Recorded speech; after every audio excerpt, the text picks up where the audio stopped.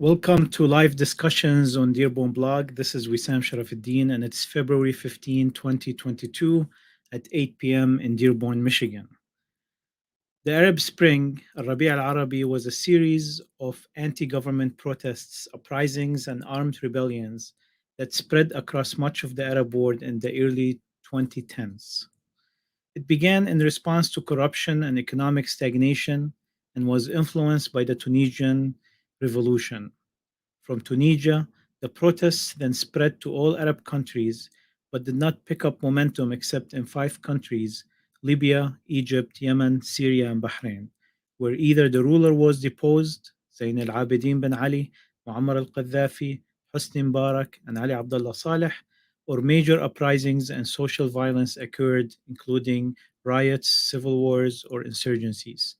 Sustained street demonstrations took place in Morocco, Iraq, Algeria, Iranian Kazakhstan, and Lebanon, Jordan, Kuwait, Oman, and Sudan. Minor protests took place in Djibouti, Mauritania, Palestine, Saudi Arabia, and the Moroccan occupied Western Sahara. A major slogan of the demonstrators in the Arab world is الشعب يريد إسقاط النظام. The people want to bring down the regime. The importance of external factors versus internal factors to the protest spread and success is contested among various thinkers and journalists and various Arab positions. Social media is one way governments try to inhibit protests. In many countries, governments shut down certain sites or blocked internet service entirely, especially in the times preceding a major rally. Governments also accused content creators of unrelated crimes or shutting down communication on specific sites or groups such as Facebook. In the news, social media has been heralded as the driving force behind the swift spread of revolution throughout the world, as new protests appear in response to success stories shared from those taking place in other countries. The wave of initial revolutions and protests faded by mid 2012 as many Arab Spring demonstrations were met with violent responses from authorities, as well as from pro government militias, counter demonstrators, and militaries. These attacks were answered with violence, sometimes from protesters. Large scale conflicts resulted: the Syrian civil war, the rise of ISIS, insurgency in Iraq, and the following civil war. The Egyptian crisis, coup, and subsequent unrest and insurgency, the Libyan civil war, and the Yemeni crisis and following civil war.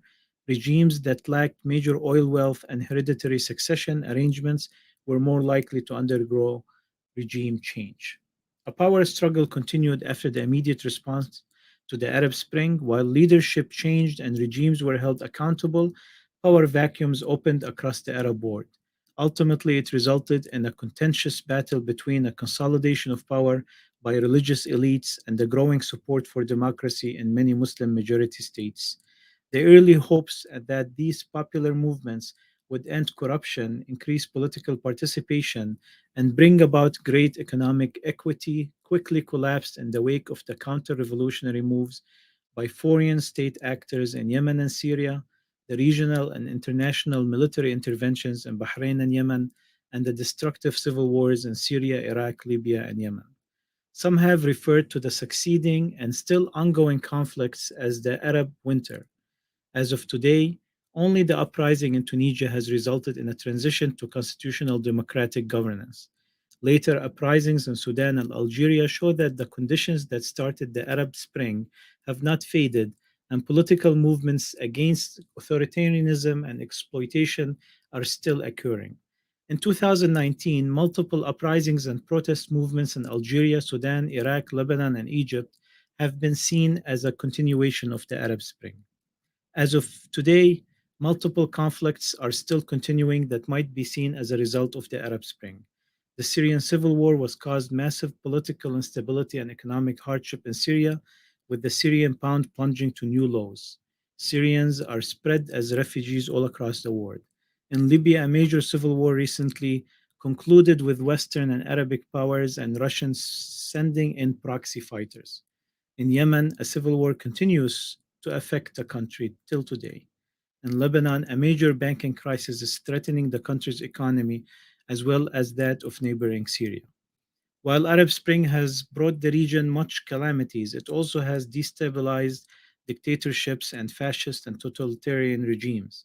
While the spontaneous revolution of the masses who wanted many of them wanted secularism, democracy, freedom of speech, and modernism, did not succeed in bringing these values necessarily manifested into their countries in majority, but it succeeded in uncovering the face of media outlets. It succeeded in putting political Islam movements under the test, in which they failed miserably, ending the hope of any political Islam to attempt leading masses again in the short term at least. It succeeded in uncovering the weakness of some national constructs that were solidified by force rather than by conviction and belief. It succeeded in decreasing the level of tolerance to suppression of freedom of speech and to monopolizing of power. It succeeded, and this point is important to me, in convincing many of the Arabs that without some sort of an Arab cooperation or confederation, that rising alone is a very challenging matter, especially that all the Arab masses they act in unison, as this Arab Spring have shown, and many other successes and many more failures that are live lessons for us today and that we will be discussing with our panel today. Without further ado, I would like to introduce our panel, in which I'm very excited to have. First, I'd like to introduce Dr. Hani Bawardi. Dr. Hani Bawardi is a professor of history in the Department of Social Sciences and principal member of the Center of Arab American Studies at the University of Michigan, Dearborn. He is the author of The Making of Arab Americans from Syrian Nationalism to U.S. Citizenship, and I left the link to the book in the comments. Dr. Bawardi has amassed a sizable private collection of manuscripts and established oral history archives on Arab immigrants from the turn of the 19th century at the libraries of University of Michigan, Flint, and Dearborn. Bawardi's private papers have the most complete documentation of the activities of four major immigrant political organizations prior to World War II, as well as the personal papers and letters of seminal thinkers and writers, including Mikhail Naimi, Haj Amin al Husseini, and their contemporaries in the US currently. Dr. Bawardi is also a member of the Arab American Center for Culture and Arts. Welcome, Dr. Bawardi. Thank you, Sam. Thank you very much. Mr. Ali Adib Al-Naimi worked as the news editor of the New York Times Baghdad Bureau from 2004 to 2007. He was admitted in the Knight Wallace Journalism Fellowship 2007 to 2008 at the University of Michigan, Ann Arbor. He then finished his master's at New York University in journalism in 2010. He has worked as an Arabic language instructor at Queens College and John Jay College from 2010 to 2014 and became faculty at MEIS's Arabic Language Department in September 2014. He also writes for several publications in Arabic and English, like Jadaliya and Rasif 22. He is also a member of the Arab American Center for Culture and Arts. Welcome, Mr. Ali. Thank you very much, Sam. And Mr. Muhammad Uzair is an American journalist and writer of Lebanese origin. He began his career in the Lebanese newspaper as Safir in 1980. He immigrated to the United States in 1985 to manage the Arabic section of the Arab American News in Michigan, and was a founding member of the New America Media Agency, which deals with bilingual media in 1997, and editor until 2017. He holds a master's degree from the University of San Francisco in California and completed a doctoral program in political science at Wayne State University in Detroit, Michigan. He taught Arabic at the University of Michigan. He published a novel, The Exile of a Homeland, and a collection of short stories entitled The Lawful Four and Other Stories. He recently published a translation of John Keynes' book, The Life and Death of Democracy. Welcome, Mr. Muhammad Uzair, to the program. Thank you, Sayyid Usam. I'll start where I ended with Mr. Muhammad Uzair, accomplishments and failures of the Arab Spring. What are your reflections 11 years after it started? Well, I first thank you for that elaborate introduction, and thank you for the way you introduced me. I think the major accomplishment of the Arab Spring is demolishing the fear factor in the Arab political life. We have been under a horrible way of governing all over the Arab world. The only difference is the degree of oppression and the degree of violence against people. And the Arab Spring, I think, took care of that forever. The fear factor is not a part of the politics in the Arab world, and people now they feel that they can and they will have their word at the end. The failure of the Arab Spring is very obvious. It didn't accomplish what it called for, and to some extent we're at back to square one in some places, and much worse place in other places. We're back to square one in Egypt and Tunisia, and we're in a much worse situation in Syria, Yemen, and Libya. But if we look at the history, if history is any guidance for us, we can say that even the French Revolution didn't accomplish its goals the first time or the first attempt. It took 3-4 decades and a huge dictatorship of the imperial regime of Napoleon Bonaparte to get back to the principles of the revolution and to get somewhere. And that's, I mean, from a viewpoint of history student, you can understand them this way, but for people who are eager for change, maybe it's not a lot to offer.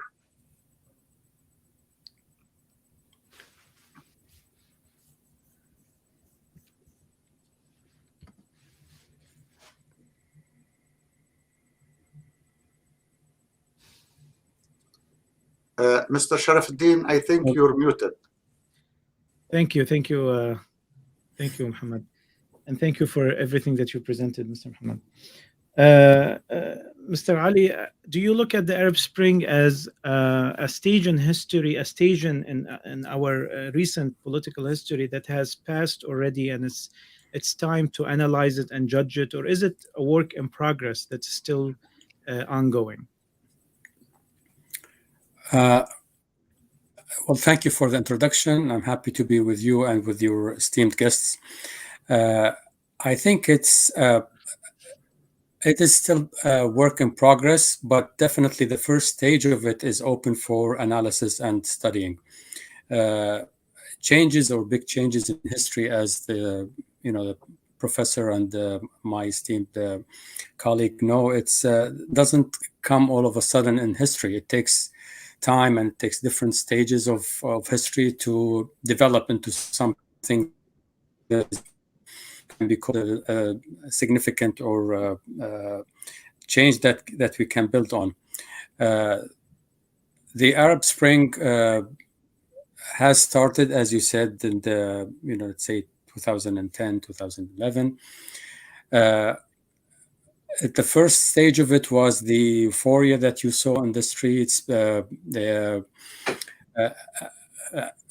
People, especially young generations, full of hope and anxious for change. The romantic, let's say, the romantic stage, the beginning of that wave of Arab Spring has ended. We see some of its results. Some of them we can build on. We can say that it has some elements of maybe success in the future. Others, the majority, unfortunately, are not. But definitely the first stage of the Arab Spring has ended, and we can definitely study the factors that caused the failure and let's say the partial success in some of the countries. Let's say maybe to some point Tunisia has some kind of an experiment that we can look at and experience despite the difficulties that we are seeing right now. I don't think we can take it all as one movement. It will be stages, one at a time, depending on several factors: regional, international, and of course domestic factors in these countries that will play a big role in maybe reigniting the demonstrations in the future. And as Mr. Muhammad said, one of the main things that it actually accomplished was a message to the coming generations that it is possible to do something after a long period of stagnation. It is possible to at least dream and try to do something. You might succeed, you might fail. A lot of revolutionary experiments in history have failed in its first stages, but later on it picked up from where it ended and moved on to a more successful stage. Thank you, Mr. Ali, and I'll come back to you with a question about conspiracy theories. This is one of your areas of study.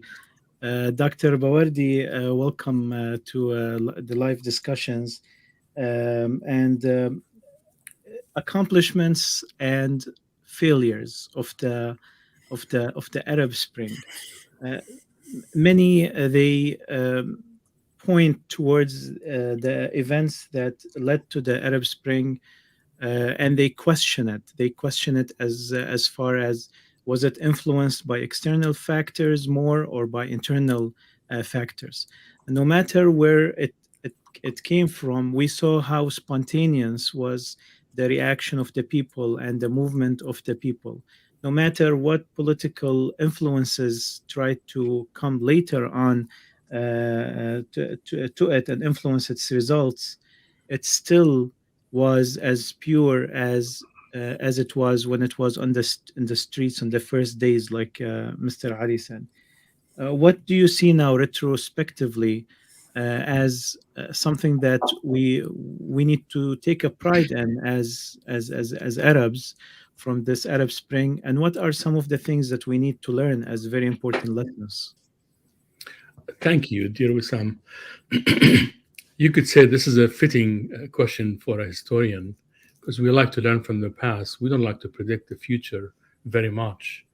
Although, charting a path and knowing where you are in this historical path, path in context helps you foresee, or expect what the future might bring. So to answer your question and to kind of build a little bit on my dear colleague's comments, Mr. Adib, we should not forget the major lesson of the Arab Spring, namely that those were spontaneous protest movements. They were not violent revolutions per se, starting in Tunisia when a man who felt oppressed by the local police burned himself and died in agony about a month later, or something like that. That was towards the end of 2010. And within a year, Hosni Mubarak, the strongman of the largest, most powerful Arab country, was gone. That's profound in a country of about 90 million people, I think, give or take. Egypt, that is. It was relatively bloodless, although about 800 people paid with their lives when that despot Mubarak sent in Cadillacs and camels plowing into the crowd. But I think because of the role of the media, most notably Al Jazeera, we have to say, which brought that uprising in details into the homes of millions of people, it was easy to see the length to which some, of those post-military regime leaders will go to protect their seats. And a lot of information came out about how much wealth they amassed, something like $44 billion in foreign banks, all of it, basically in the process of squeezing the country out of its resources and signing off all kinds of concessions for profit. Not long after that, of course, you have things ignited in Yemen and Syria. Likewise, those were spontaneous protests that spread from southern Syria. But what happened next actually is also part of this lesson, which is very sad. But let me first emphasize that by virtue of beginning, by virtue of showing Arab populations that it is possible to get rid of entrenched, rotten regimes, you opened a new page in the region's history. Although some of the gains, if you want to call them that, were rolled back, although things are progressing, albeit with major setbacks in Tunisia, it is possible to change regimes. For the Arab populations, I know many of us kind of imagined an Arab world without political borders, that some kind of unity that will bring all Arabic speakers in Arab countries together as one unit. And frankly, that's the only way you can compete in the world of tomorrow, economically, socially, even culturally, for that matter. So it's like meeting someone for the first time accidentally and looking at this pretty face and feeling like what could happen, all the possibilities. That was our encounter with the idea of democracy, an idealist perception of democracy, albeit because democracy is a lot messier than the ideal position. What happened after that is the gains are secure in the annals of Arab history. Those will never change. So Mubarak Khan, Muammar Gaddafi, who basically launched a very vicious campaign against his own people and promised to chase those rats, quote unquote, as he called them, zenga zenga, which is corner by corner. He wants to clear them out, ended up dying in a ditch in the desert. So people knew that there is a huge liability to maintaining rotten regimes that squander their country's wealth and potential. The same thing that the mistakes that were made by Saddam Hussein may have been the first warning that you cannot let those guys carry on unchecked. Saddam Hussein led to the destruction of his country by invading Kuwait, and also by carrying on with policies that were designed only to, first and foremost, to protect and preserve his regime. It's a huge liability, and Arab people on the street understood that, and they discovered or rediscovered their potential as one unit, cultural, linguistic, historical unit. I know there are many perspectives about the history of the Arab world, and there's room for that. But nevertheless, the Arabic language is a very powerful common denominator. Cultural expressions, from music to food to customs, traditions. We have so much in common that is divided only by frontier borders, all of which, literally all of which, were drawn by the edge of a ruler by the French, the British, and others, and maintained when the United States basically assumed a power broker role from the British and basically establishes foothold in Saudi Arabia. So the gains are that it's a matter of possibilities. Were they rolled back? Yes. But the basic idea that it could happen again will never be rolled back. Like when Napoleon Bonaparte invaded Egypt, and everyone knew that the Ottoman Empire is not as invincible as we think. It basically ushered in the modern era of the Middle East. and the British were in Egypt by 1882, and the whole place changed, began to evolve. But the Arab Spring itself is, in a sense, picking up the slacks where we left off after World War One, because all the loose ends of World War One were tied on the terms of the Europeans, the British and the French especially. And the great Syrian kingdom, with Faisal as its king, was an expression of Arab self-determination that was never allowed to flourish. And it was put down in the Battle of Maysalun, and many of the nationalists were killed, and frontier borders were imposed by the European powers. And people were suppressed for the interwar period through World War II. When they gained their independence, there were those post-colonial military regimes that stepped in, a series of coups all over the place, a failed attempt at unity between Egypt and Syria, which lasted only from 1858 to 1958 to 1961 or 62. And that in itself offers some lessons. So does Arab unity exist? No. Is it possible? The Arab Spring says, is an affirmation that it's a distinct possibility. Thank you, Dr. Bawardi. Mr. Muhammad, Tunis is the first country from which the Arab Spring was born. Now, Tunisia is a little bit different. I see Arab countries since they had the Ottoman Empire had different levels of attachment to these countries, how much they care about them to protect them from colonialism. It led to these various regions being colonized at different times, and it led to a different historical line for each one of these different regions. Tunisia is one of the regions from the Arab world that were colonized very, very early, but at the same time, it also got modernized very early. Tunis had its first constitution in 1861, which is one of the earliest in the region. It freed slaves 1863. That's years before the Emancipation Proclamation in the United States.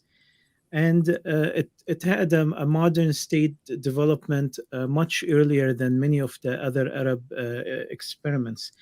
Did that contribute to the environment, to the political maturity of the people that created that first round of revolution, and also the less severe reaction from the government? We have this successful, and we have to also put successful between quotes right now, where we're very cautiously saying successful after the latest events. But we can still say till now the most successful, or the only perhaps successful outcome so far from the Arab Spring. Freedom House rates Tunisia at 71% in the rate of freedoms, which is the highest in the region, and it's much higher than it was before the Arab Spring. What do you say about that? Well, first, it's a great point. But about the Freedom House, they made their calculation before the last moves of the president, where he dismantled everything and made it very autocratic by now. But you are right about the difference between what happened in Tunisia and what happened elsewhere. And I tend to think, or I would like to pick up where Dr. Bawardi said about what happened after World War I. And actually, I will give credit to what happened after World War II. Because if you look at what happened, you look at two states out of the 22 Arab states, which is Lebanon and Tunisia. And you see that there you can find a little more of space or a little more of political discourse because of what was before the dictatorship in Tunisia that came with Ben Ali, who stayed in power for 24 years. The credit goes to Abu Qaiba, I think, much more than to the French, because the French, they colonized Syria and they had a mandate over Syria. They didn't have that because Syria was very early to jump on the military coup wagon under the banner of stability. That's why you see even in Lebanon, with all the pressures and even after a civil war and everything, you can find a little bit of political discourse. But if you look, like, let's say in Egypt, it didn't have that very bloody reaction to the Arab Spring, or not as much blood as like in Libya per se, because in Egypt you have a very big tradition of bureaucracy that kept everything together. The problem with that in Egypt, the army, the Egyptian army, represents 40% of the GDP in Egypt. So the army, if you look at the map of the new political capital for Egypt, New Cairo, they call it. If you look at it, the biggest building in this new big project, mega project, the biggest building is the building of the Department of Defense. And that shows you that the army runs... It will be the biggest in the world, by the way. Exactly. And that shows the power of the army. So the army, it took back, not because it's the army want to take back. The army took back because the army is the biggest customer and the biggest producer in the country. However, about that point, if you look at what happened in the Soviet bloc, the Soviet Union didn't explode. It imploded. It collapsed on itself. There was no revolt, nothing. But because for so many years there was no politics allowed, they killed every politics. It's the same thing what happened in Syria, the same thing what happened in Libya. When you kill politics, what happens? You leave people in total despair, and when the change starts, people, they go to bloodshed very easily. I mean, look at what happened in the old Soviet blocs. They either went back to a worse dictatorship than the Soviet regime, or what happened in Yugoslavia. You know, you have rivers of blood in Europe. So yes, what happened before the Arab Spring, or the type of regime that you had before the Arab Spring, dictated to some extent the outcome of the Arab Spring and the aftermath of the movement. Is there a lesson to learn from that for the current Arab masses?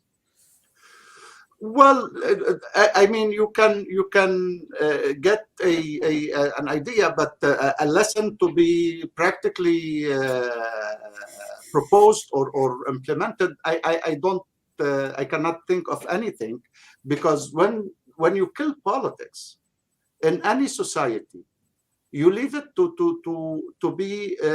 go to a primitive options.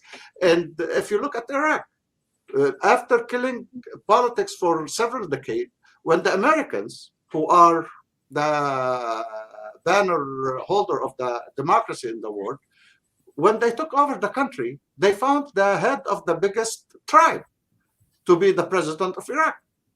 They went to tribal consideration. They didn't find any civil or civic option to deal with. And this is like what happened in Syria. In Syria, when the Arab Spring happened in Syria, it was a total massacre. I mean, the Syrian regime killed about around 3,000 people before the first bullet that was fired at any government building. And you remember like what they did to people, you know, like they used to beat people in broad daylight, and they videotape it and live stream it, saying, "Who's your God?" And you have to say, "Assad is my God," you know, because there is nothing, there is no politics, you know, like you go back to very primitive dimensions that you cannot work with. Thank you, Mr. Muhammad. Mr. Ali Adib, the conspiracy theory, as everything else in the Middle East, surrounded the Arab Spring. Many people dismissed Arab Spring as a foreign conspiracy. Do you think that has any basis? What disservice does that conspiracy theory does to us? Well, this is the easiest and the fastest way of analyzing things in the Arab world, as we all know. The simplest way of saying, of analyzing anything is, instead of going to the gray area or asking the difficult questions or trying to analyze and go deep into the factors affecting a certain situation, you simply say it's a conspiracy. And that's sort of one word sort of makes for a whole book of analysis. Let's first ask ourselves a question.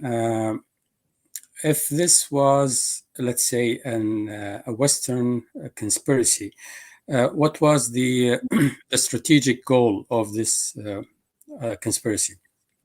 To do what? To bring democracy to the Middle East, to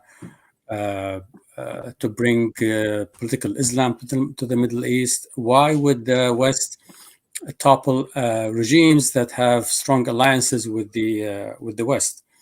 I mean, starting with Ben Ali to Mubarak, even Ali Abdullah Saleh was not anti-West. I mean, the man was known to play on all with all cards. So, what was the purpose of actually doing that? Number two, even if you have let's say a specific strategic goal that I want to topple this regime or that, for whatever purpose, let's assume there's some kind of a goal for the West. Starting demonstrations like this, number one, it is beyond the capability of any intelligence apparatus in the world, whether it's CIA or any other apparatus.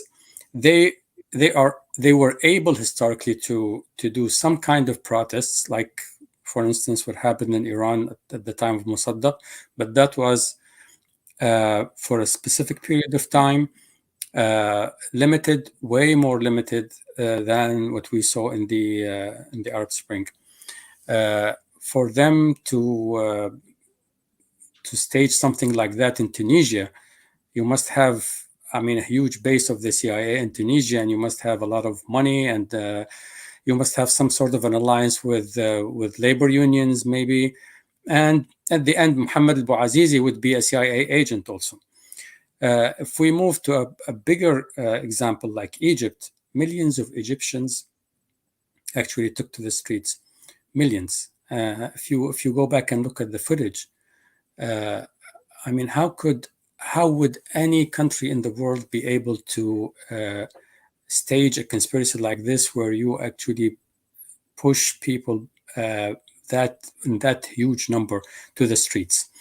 The other thing is starting. It's just like a flood, and if you have a big dam and you open the gates, if this wasn't really and carefully supervised and measured, you will end up with a huge chaos, with a huge mess. And let's assume that stage number 1, there is a goal. Stage number 2, they were able to do it. And they were able to push millions of people in Tunisia and Egypt to go out and demonstrate. How would they guarantee the end goal? How would they guarantee that their goal of bringing a certain candidate or a certain political group or a certain figure to power, how would this huge flood, this big storm, will end up in achieving what they want to achieve?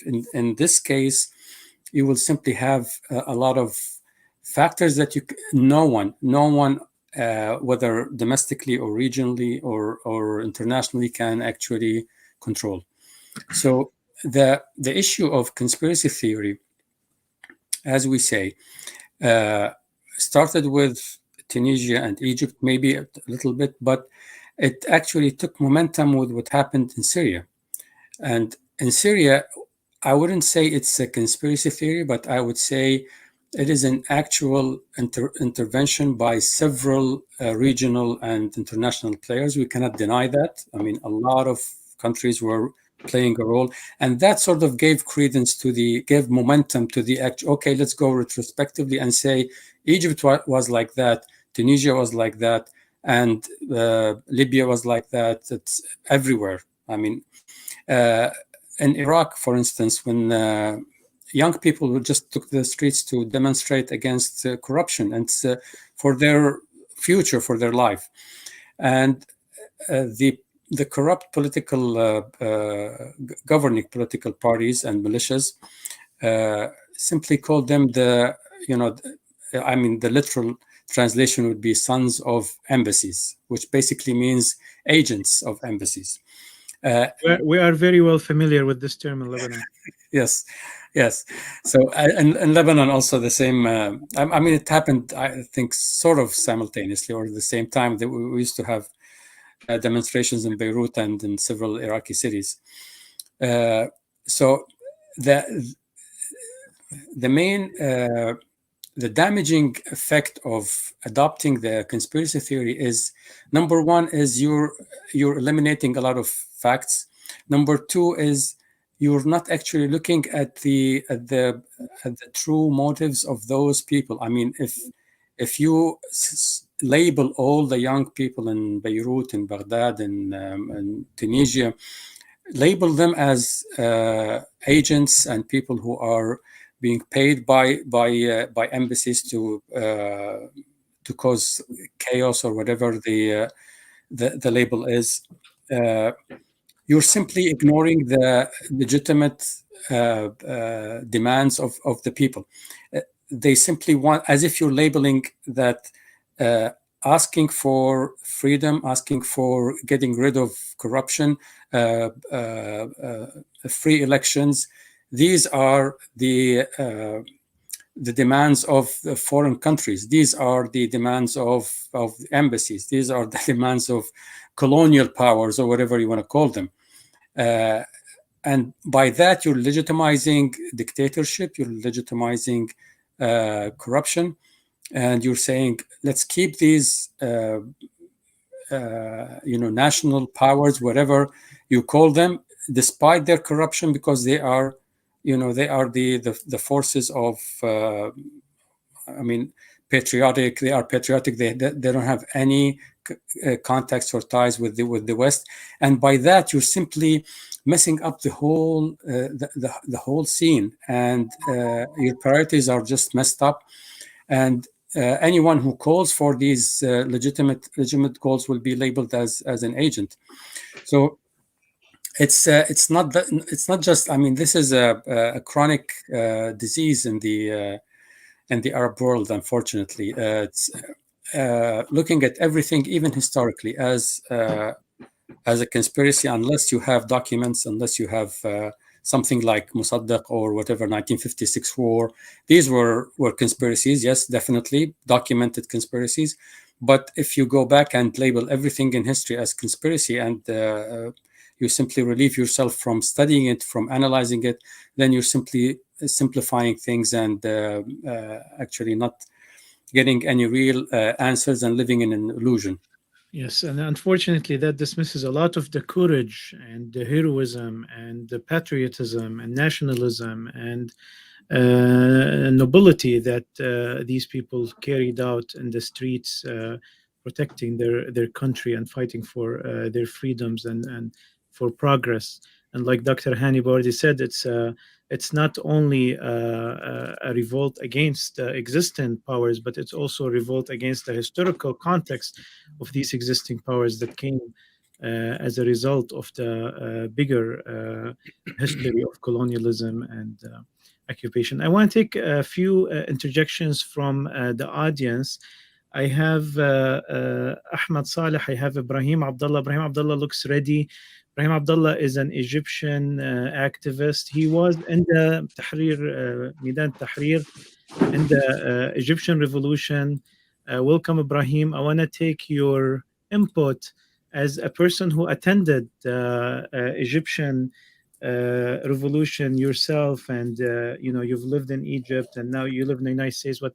What is your reflection on what has the Arab Spring accomplished in Egypt, and what has it failed at? Thank you for inviting me, Sam, and thank you for your guests. Their perspectives are really great on the subject. I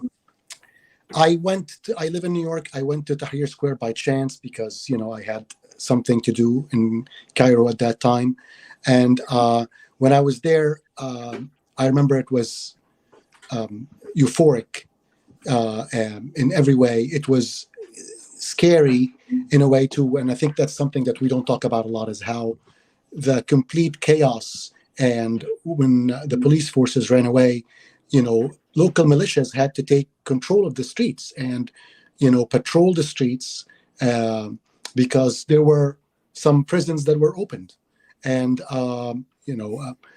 there were rumors about criminals, and so anyway, I think that's something that we forget to mention, is that there were during the early parts of the revolution, with the euphoria and the happiness, and there were also it was scary time for a lot of people, especially in a country like Egypt, where things don't move, things don't change very much. It's very stable, it's very heavy, it's old. I was from the point of view that the Arab Spring failed, and achieve its goal of bringing a new secular state, a new state that is progressive, and not progressive in the way that Americans use the word, but just progressive in the way of thinking. And I've recently changed my way of thinking about that, and after I'm seeing a lot of changes from Egypt, from Sisi. For the first time, we're seeing an Egyptian president that talks about people are inheriting their religions. Muslims are Muslim because they're born Muslims. Christians are Christian because they're born Christians. He's also forcing a lot of religious authorities to change their stance on things like men hating women, or a woman getting part of a man's wealth after their divorce. So he's really making real changes. And in terms of security and in terms of people in prison, I think it could be even worse than Mubarak. But in terms of making actual steps that are going to hopefully have real effect in changing the region, because changing Egypt will change the region, in my opinion. He's doing great, and I'm becoming more and more. I'm letting go of my uptightness about supporting dictators, and I'm really happy about the Sisi MBS Mohammed bin Zayed project. I think it's great. I think it's the only way to get anything done in this region, and that's my 2 seconds. Thank you. Any questions to the panel? Yeah, why don't people talk about how, all these steps that Sisi is doing in Egypt, and nobody talks about that. New York Times doesn't talk about it. Post doesn't talk. Nobody talks about it. Arab intellectuals don't talk about it. Nobody talks about it. Okay. All right. We'll get the input of the audience. Thank you, Ibrahim, for your input. And I will go to.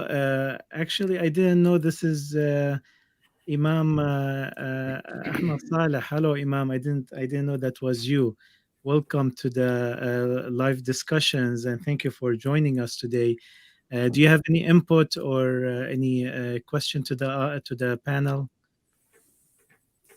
You're muted, by the way. Thank you. Hear me? Yes. Yeah. So I thank you for the discussion. I really love it, and just the fact that I think even the French Revolution took about 3 decades to really to see some fruits of those labors.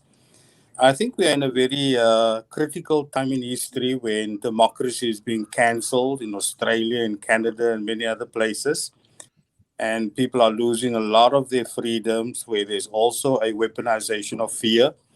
And I think prior to that, there's only been the illusion of democracy, and never democracy in the pure sense of the term. And many of the politicians in the West have also been what people would call a Tufts professor, theater within theater within theater. My understanding, and from maybe I would say thousands of hours of study over the past 2 years, is that everything would go back to the central bankers, whether it's BlackRock or Vanguard or the Rothschilds or the Rockefellers and whatever they control. And if any community doesn't control their own economic system, like Afghanistan, their wealth has been frozen, then I think they are in for many rude shocks. Even Israel is being controlled by the Rockefellers and the Rothschilds. So I think using a word like conspiracy theory, a term that was coined by the CIA when they assassinated Kennedy, is a little problematic. And I think sometimes we shouldn't be too quick to dismiss some of these conspiracy theories that became conspiracy realities or conspiracy facts. But looking at many things geopolitically, I think if the ultimate end was normalization with Israel, or it is such a further goal, because the West often plans for 100 years, then maybe some of these other things do make sense. And one doesn't want to deny the heroism and the courage and the love for freedom of the Arab masses, and something but it could easily have been exploited. To me, the Muslim Brotherhood is, for instance, not a monolith, maybe 7 branches of them. And it was really in one of the goals of the Zionist state or the Zionist entity to cripple and destroy that particular entity. And I would think that much of this Arab Spring started with the training in Yugoslavia, where many of the young people were trained in how to use the social media.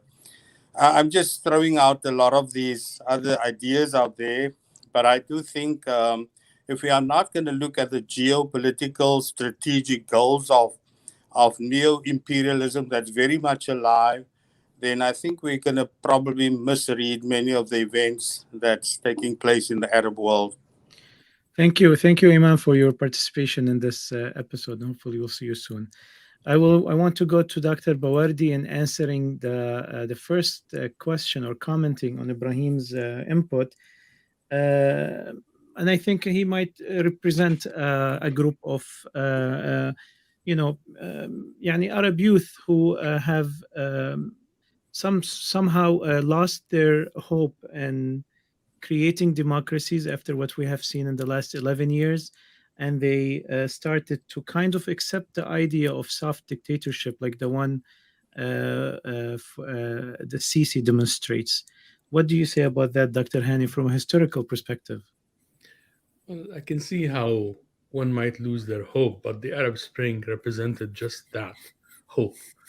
What I heard was hopeless, and there's a huge difference. To support a despot who tortures his own people, who puts journalists in jail and perpetuates the corruption that became, such a staple among those, dated, tired old regimes does not engender confidence. And I think masses can take only so much. We talked about counter-revolutions very briefly in the very beginning.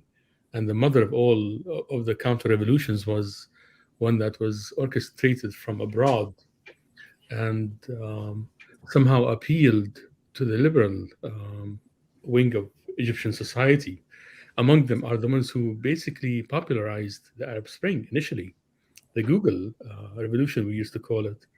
But those guys were suspicious of Morsi because he's an Islamist, came out in the streets, and within months, they were running for their lives away from the guy who took over, namely Sisi.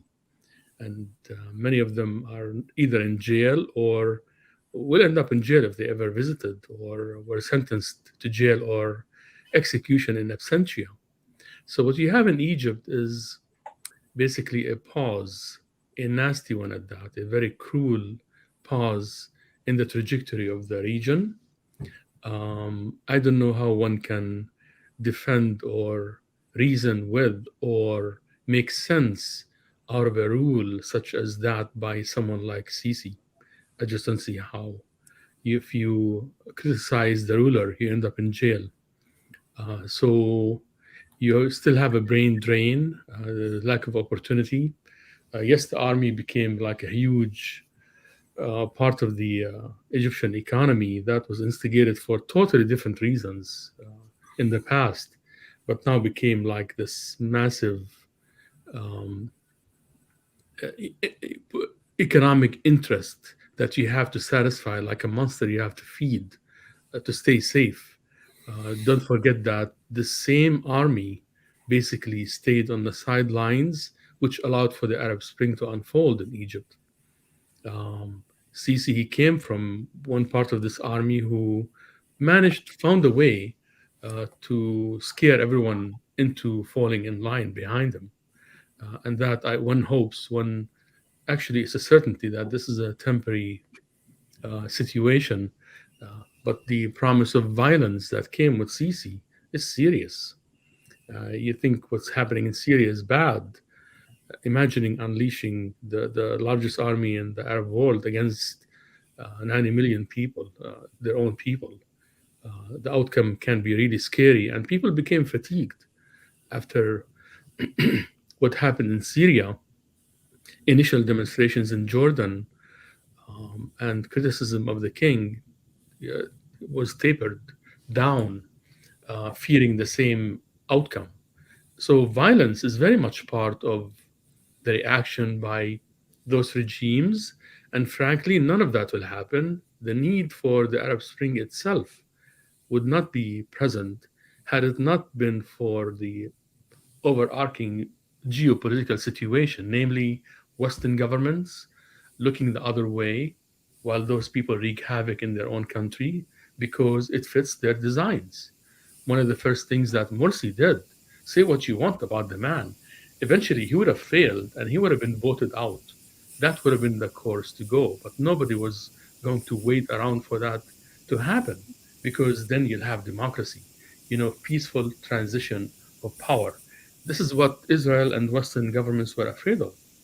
And their fears were materialized when Sisi called into question this one-sided agreement with the Israelis, especially with the gas. The Egyptians give the Israelis natural gas at static prices below market value. In fact, they turned around and they buy their own gas from the Israelis, who are becoming one of the largest exporters of gas in the world, or will be soon enough when they finish their delivery system and excavation in the Mediterranean. And that's why the West knows this. If people have control over their own lives, then they will have control over their own resources and massive gas deposits off the shore of Gaza, off the shore of Lebanon, and take that and put it to use in uplifting themselves. And Arab unity will be a natural outcome if people's will unfolded naturally. But when you have people who, for their own reasons, there's no shortage of conspiracy theories, but the underpinnings for those theories and the need to latch on to someone like Sisi or one of those despots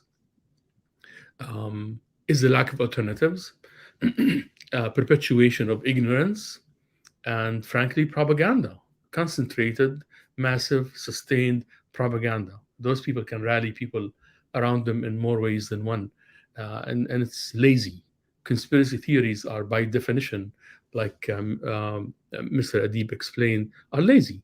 It's like a way out of looking for reason based on facts and analysis and healthy analysis and planning and all of that. So you just accept the reality you're in and never look for ways to change it. And if anything changes that you don't understand, because your loyalty, unfortunately, in the Arab world, one of those problems we have is that the loyalty follows the clan or the sect, not the state, the idea of the state. The idea of citizenship never really Thank you, Dr. Bawardi. chance to flourish and develop. So, thank you, Ustaz Muhammad.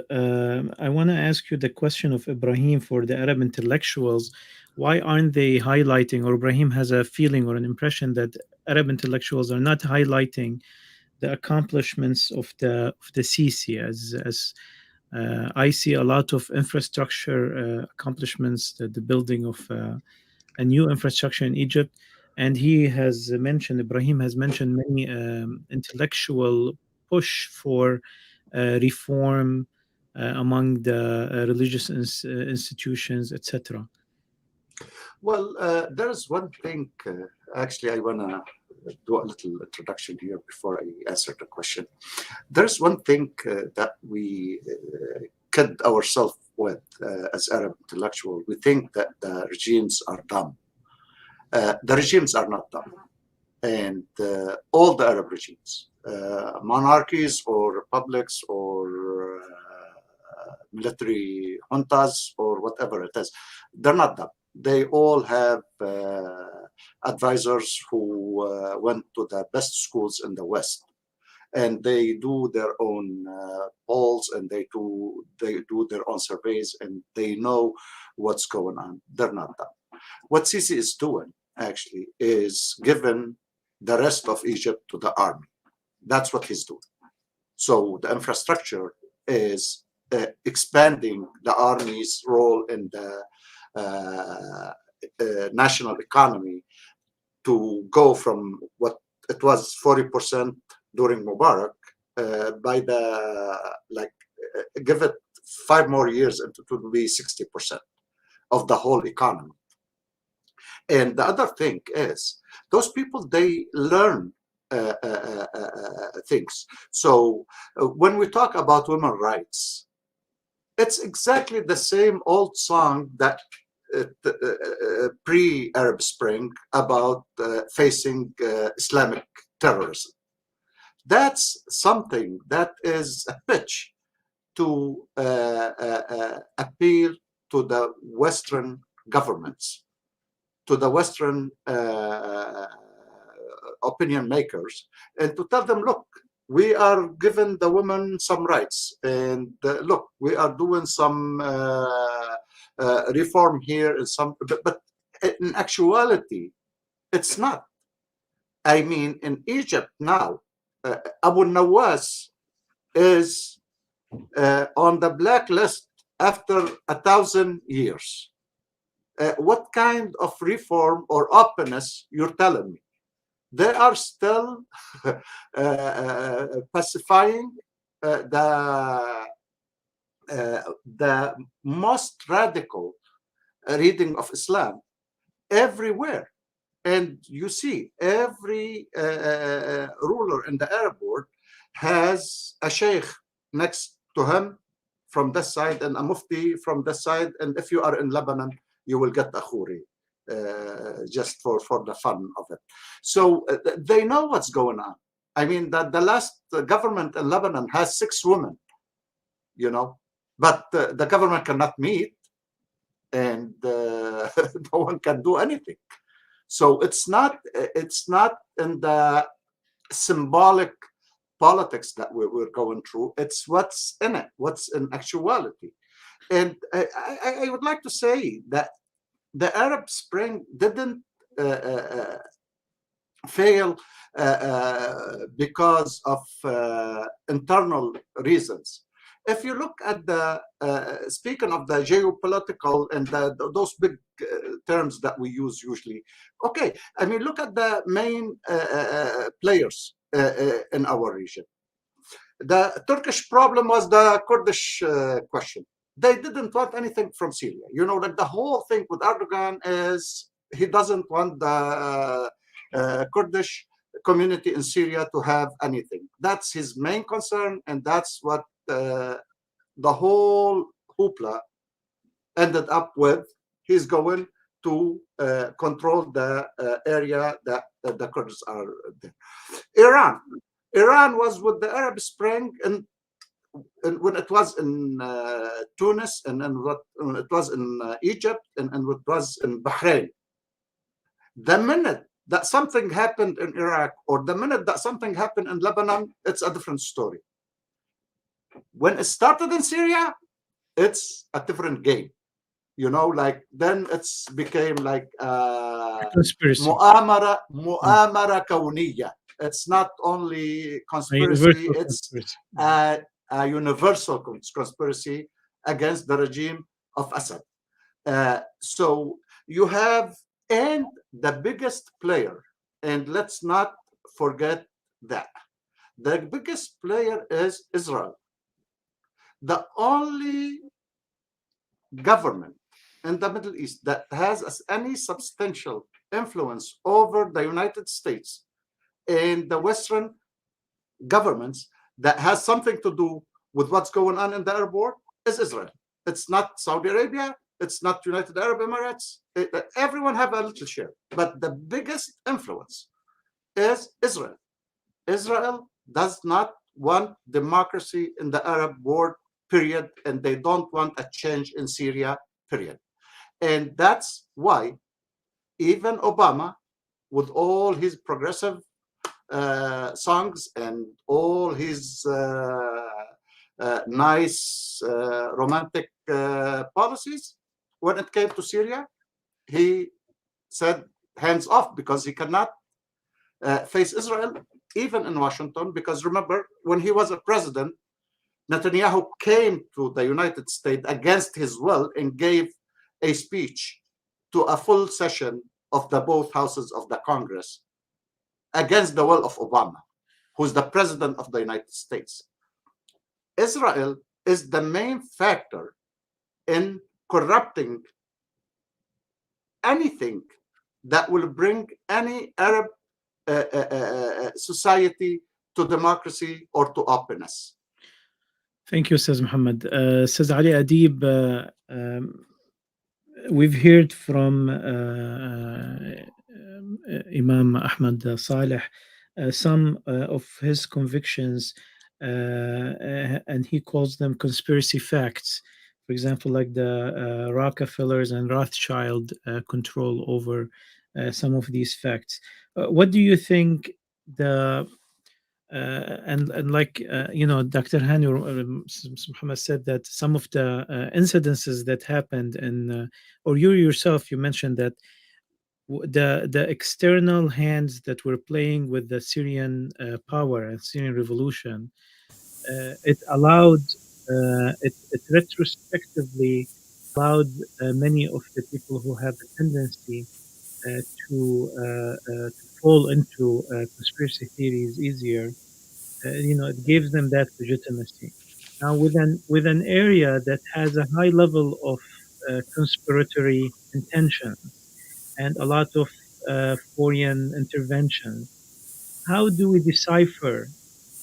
How does an Arab, يعني مواطن, an Arab individual, decipher things from conspiracy, facts from conspiracy in such an environment? How much should he trust the mainstream narrative, and how much he should question, and how does he play this game? It's not an easy mission, to be honest. I mean, in the Arab world. It's not an easy task to do, and trying to counter the conspiracy theory, especially after, as you said, I mean, when you refer to the case in Syria, no one can deny that Syria has, I mean, so many players, foreign players, that a Syrian friend of mine said to me one day, we only have Mozambique that has not interfered in Syria, for instance. I mean, she was making a sort of a black comedy joke. Usually the main thing about following dismantling conspiracy theory is to simply go after the facts, verify. Dismantling these let's say allegations that are that the conspiracy theory is built on will simply at least enable you to make an argument that will be a good basis for countering it. I'm not saying that you will definitely succeed, but you can try. I don't really understand the term of training people on using social media. I mean, younger generations, I mean, a 17 years old kid now anywhere in the world is, you can call him an expert in using social media, way more than all of us, with all due respect. I mean, younger generations can play around with their gadgets and their different platforms that, I mean, way better than us. So training people on using cameras in the 50s and 60s, maybe, I mean, during the Cold War and KGB and CIA, and you see movies like, like spy movies or James Bond, and you put the small camera here, you do this, you do that, that's fine. I mean, using sophisticated devices, but to take them into camps and train them on using social media, I heard that about an activist who was shot dead in Iraq because she joined some kind of a seminar, a cultural seminar, that in the British consulate, I think, in Basra. So she was accused by the militias that, oh, she was trained on creating chaos in the streets, so they shot her dead in the street. And it just shows you how deadly, how fatal can this spread of false information without even examining what does that mean. I mean, attending a seminar, whatever the topic is, publicly, and taking a picture, and it was published in the media, and showing this young activist with her colleagues there. How would that be sort of an intelligence work that calls for assassination? So the basic arguments that they have in the conspiracy theory, they don't hold for any serious verification of. You hear names, you hear something about seminars that they label these seminars as training on doing this and that. You hear about money being given to people in Tahrir Square in Egypt. I mean, nothing can hold to verification. These are simply allegations, empty allegations put on the internet by some people who simply are either what they call them electronic committees, or some people who would like just to get some likes, or even media outlets. I saw media outlets in the Arab world that were sort of promoting this story about Hillary Clinton's memoirs and what she said, and how the United States was sort of in alliance with the Muslim Brotherhood in Egypt and the whole thing. And if you read the whole book, Hard Choices, there is not a single word of that. But you can go, of course, Arabs don't read, so especially in English. I mean, they don't read in Arabic, let alone in English. So if you go and look at the book, it's a heavy, thick book, and you read the whole chapter about Egypt. There's not a single word about that. But the anchor was holding the book on the screen, saying it's there in this book, and of course, people believe that. Wow. Man, I would like to interject right here about conspiracy theory, and I will be as brief as possible.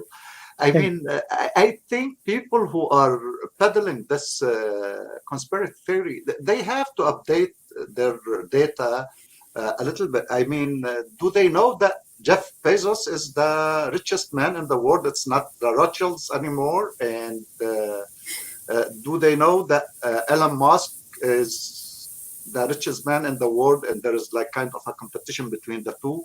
I mean, in America, they updated a little bit the circles of conspiracy theory in America. They incorporated Bill Gates in that. And vaccine, maybe the vaccine. And the vaccine, because he became. I mean, Rockefeller, they don't, like they're middle class now. Like compared to the billionaires, they're a middle class. I mean, do they know that Bitcoin is like $44,000 a piece? I mean, it doesn't make sense whatsoever. But the problem or the antidote here is, if in a society like the United States, where illiteracy is under 2%, and people have freedom of expression and free sources of information and all that, and it's the biggest society or the biggest pool of conspiracy theory, then you cannot blame a society like the Arab world, where 30% of the people are illiterate and they cannot read and write. Thank you, Mr. Muhammad. As this topic is not fully about conspiracy theory, but it's important to address this topic since really, looking back at the Arab Spring, many of it is dismissed by conspiracy theory, and by that we're losing a lot of the accomplishments that this made one of the greatest movements in the modern Arab history. We're dismissing a lot of its benefits because of that. Dr. Bawardi, I have a question I'm over time, and we will do the final round of conclusions. But first, I have a question from one of your students. Do you think that the Arab Spring mentality will inspire reform in Lebanon during the upcoming election in May, or a return to the status quo? By Richard Tharet. Yes. Yeah, hello, Richard, and thank you, Sam, for doing that. Richard will be heading a delegation to the Model Arab League this weekend. The Arab Spring did reach Lebanon. As a matter of fact, if one country is receptive to the very idea of the Arab Spring, it would be Lebanon. Lebanon is not a stranger to free speech and public expressions and demonstrations and protest, and probably facing the least violence from the authorities, because there are many authorities in Lebanon, for one thing. So the demonstrators usually come from an orientation that is represented in Lebanese life in a powerful way because of the confessional system. So what stands in the way of the Arab Spring unfolding and bearing fruits in Lebanon, most of all, is the confessional system. You don't have one dictator. You have the oppressive loyalty to the clan and the sect instead of loyalty to the state. Whatever that sect is, it doesn't matter. And the average Lebanese understands that. But if you cede some grounds, the fear, I think, is that others might not, and then you'll end up with one of those sects taking over or something like that. I mean, finding a mechanism to find, an expression in a one central government is the trick for Lebanon. I mean, what other countries take for granted, especially ones that are not run by dictators. Confessionalism then stands in the way. But Lebanon is the most likely place, if you do away with the confessional system, where democracy can flourish and take roots. Thank you. And by the way, Richard and his colleagues will be representing Lebanon in the Model Arab League. Great. We'd like to hear more about this program, hopefully, one day, Doctor.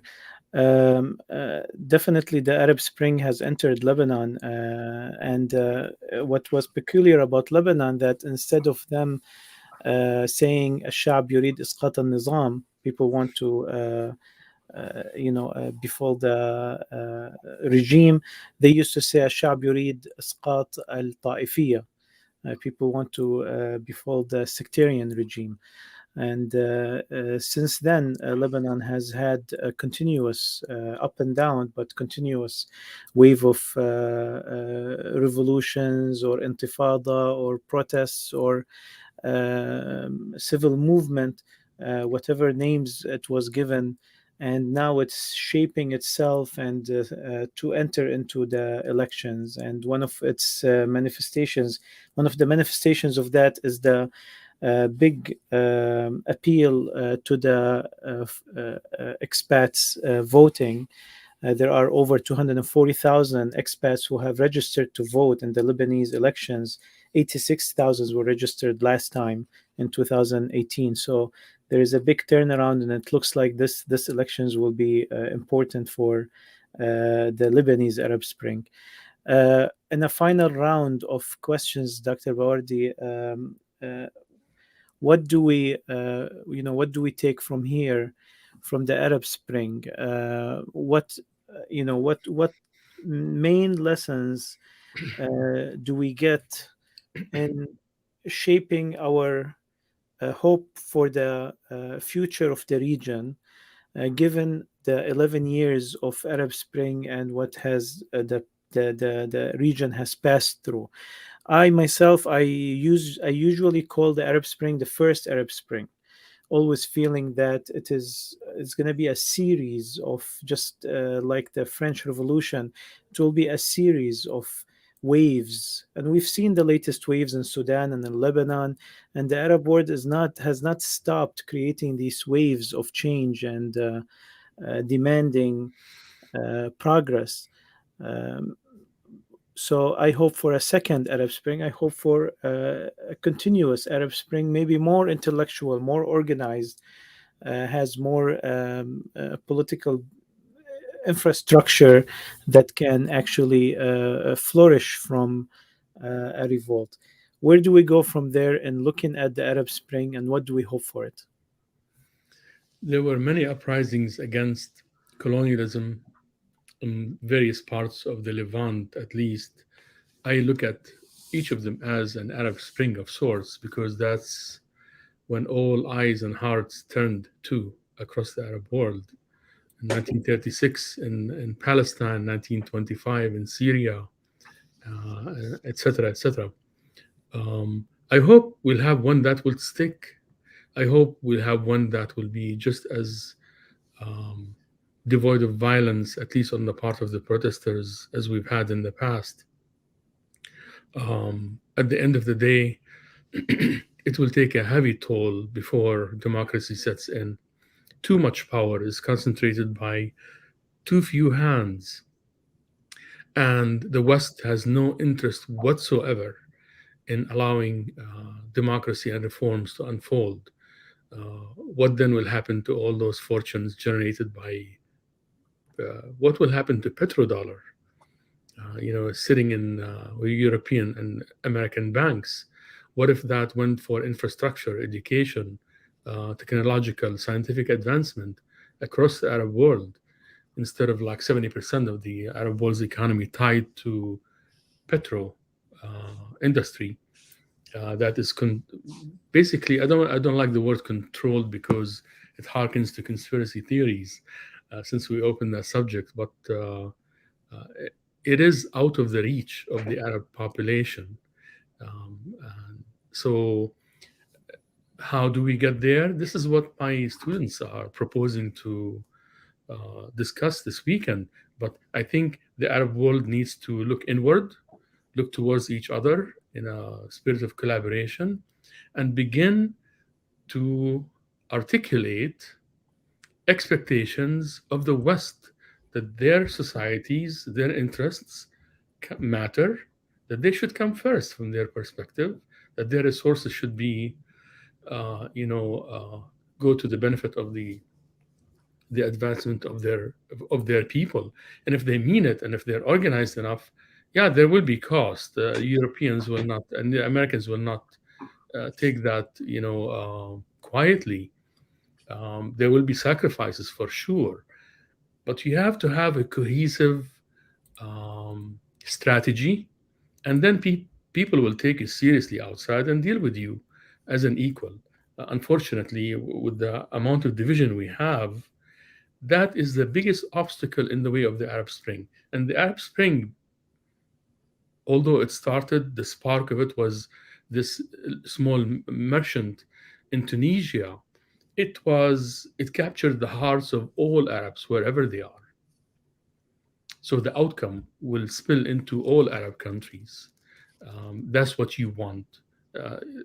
That begins with deconstructing or dismantling, nepotism, sectarianism, tribalism, and megalomania.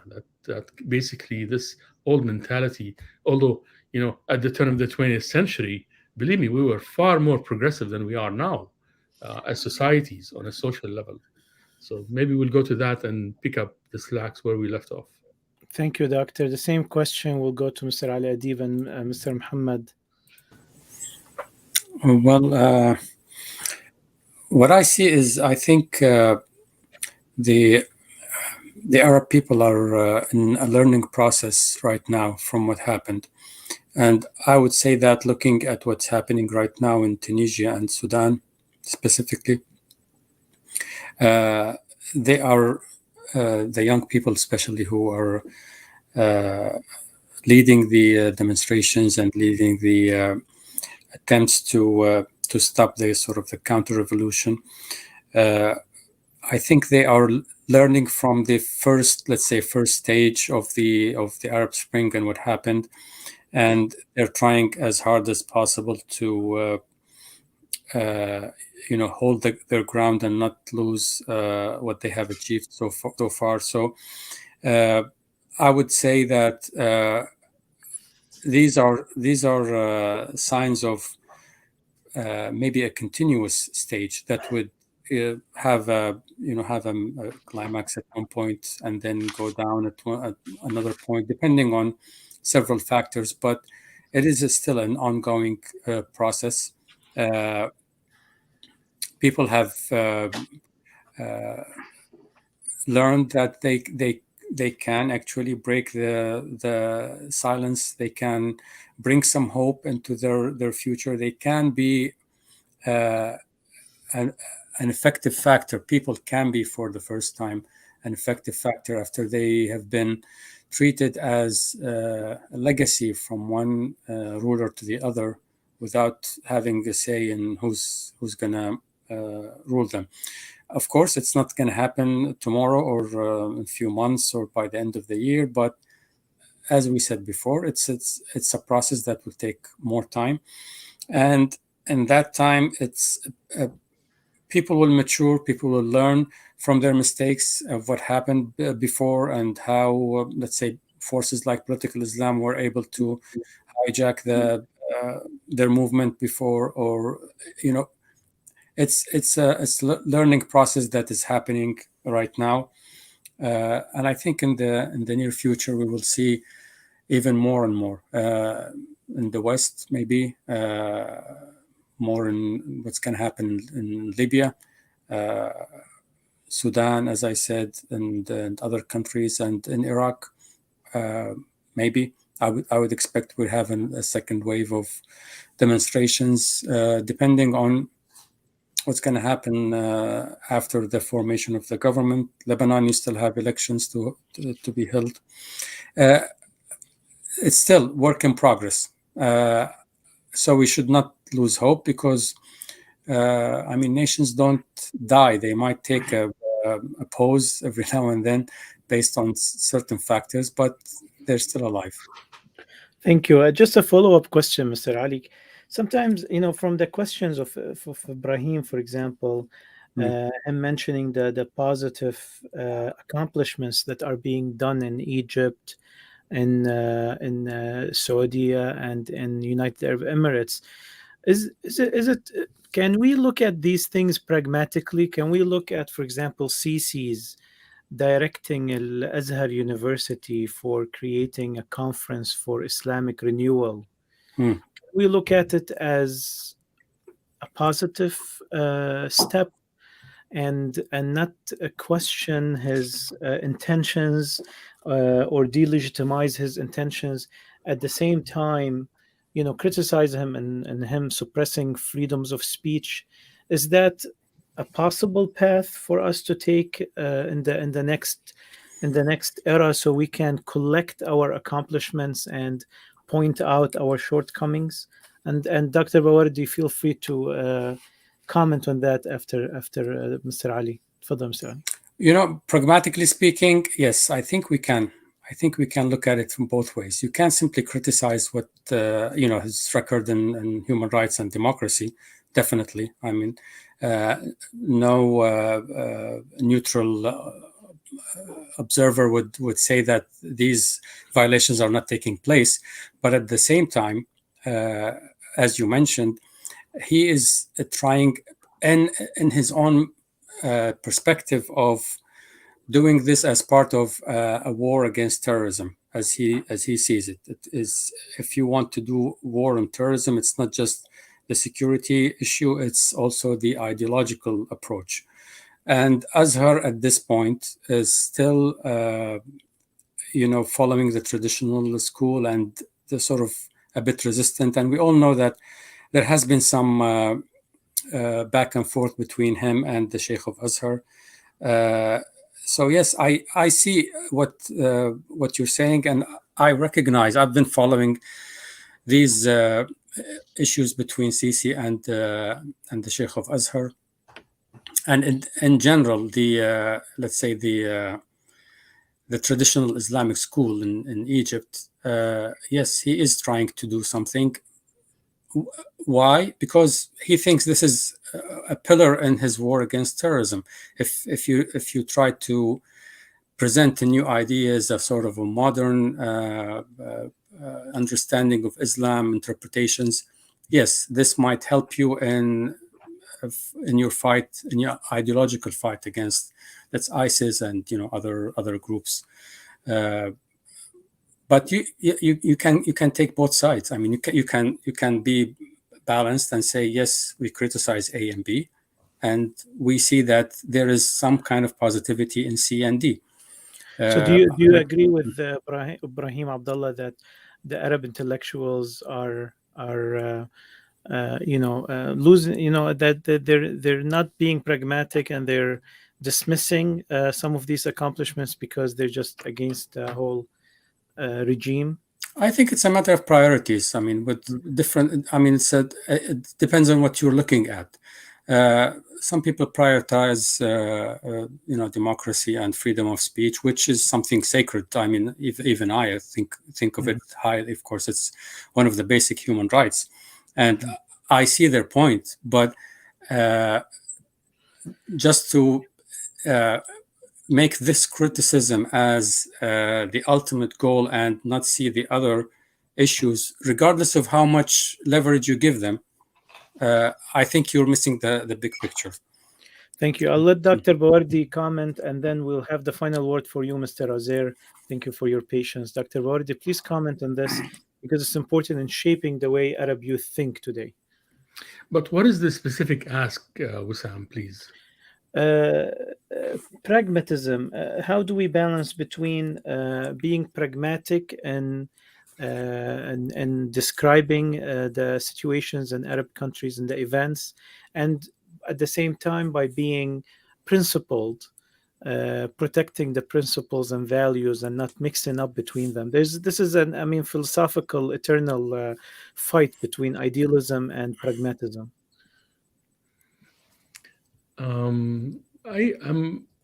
I hope that pragmatism is not a misnomer for complacency. I don't know what that means, to be honest with you. revolutions, peaceful revolutions, are not pragmatic. They are about uprooting a structure. This is structural change in society. Pragmatism, practicism, it just does not fit into this idea of relaunching a society and looking forward to a totally different, way of interacting with each other and with external entities. So if you're talking about tradition and modernity, yeah, we can debate that. If we're talking about revolution and the Arab Spring and changing things, they're just launching some kind of, start some reforms, meaningful reforms that will improve people's lives, that might give youth a reason to stay put in their own countries and have a future, have a chance at anything at all. And I was in Jordan for a month last summer, and I used this equivalent to the Uber there.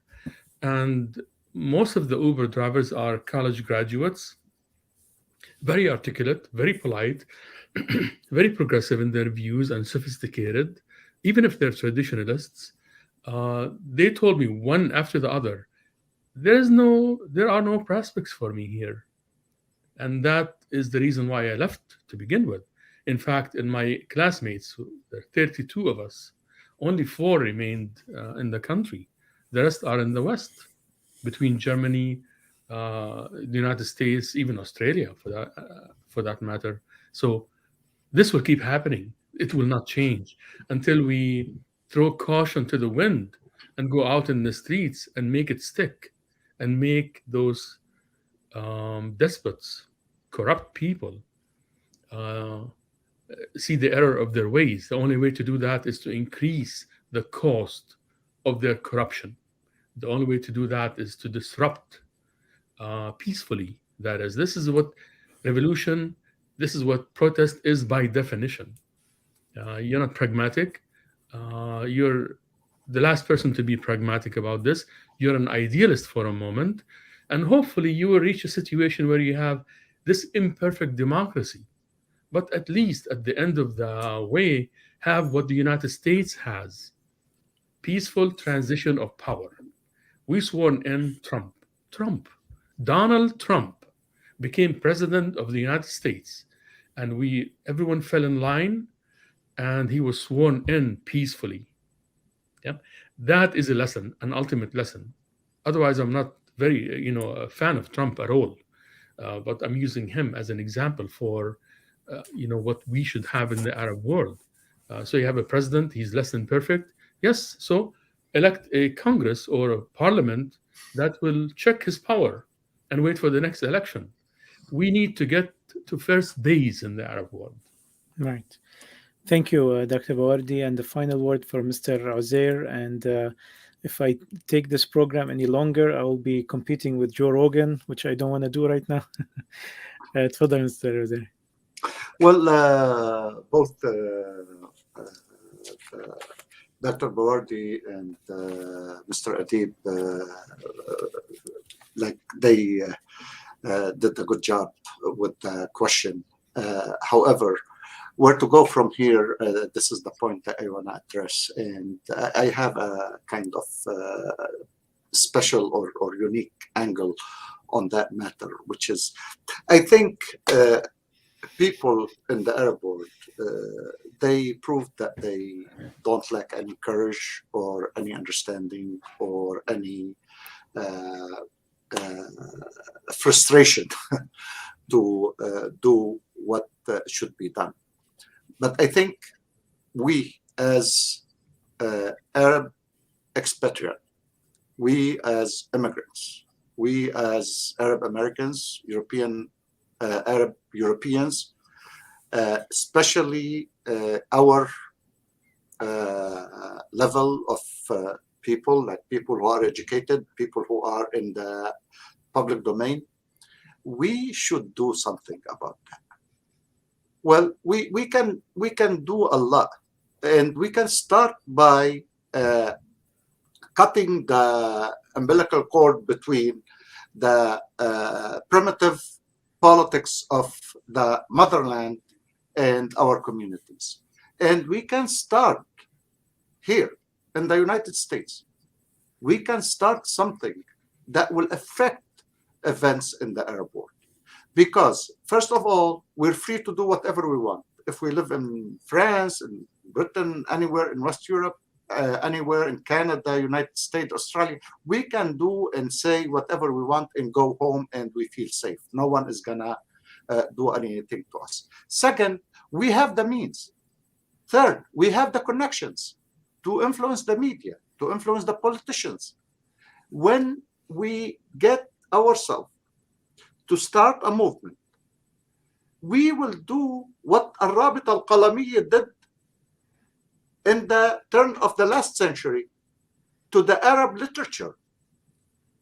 Like 7 or 8 people in New York and New Jersey, they changed the Arab literature that was 1,200 years old.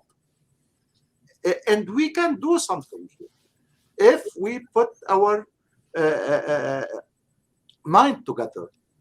Because we accomplished something very, very, very important in the, especially in the United States.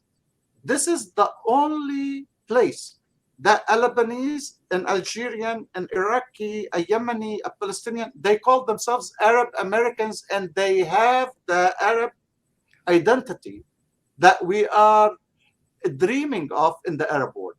We have it here. Why? Because we can. And we should work on that point, and we should give us more credit, but we should hold more responsibility.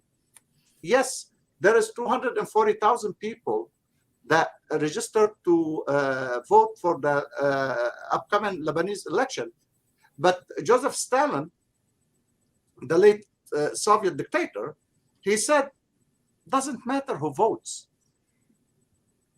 What matters is who counts the votes. We have to do something here, and we have to show our people there. We have to show our brothers and sisters and our families and our friends that they are there because they cannot leave. Make no mistake about that. There is no one in the Arab world that is educated or mobile, who can move, who is still in the Arab world. If he's not in the regime, he is in the country because he cannot leave, because he cannot get a visa or he cannot get into a boat to smuggle him to Europe. Thank you. Thank you, Mr. Muhammad, and thank you for the audience for your participation with us in this episode of Live Discussions. We know that this topic is a big topic and it has a lot of branches. We hope that we continue to host the respected intellectuals that were with us today to continue the discussion.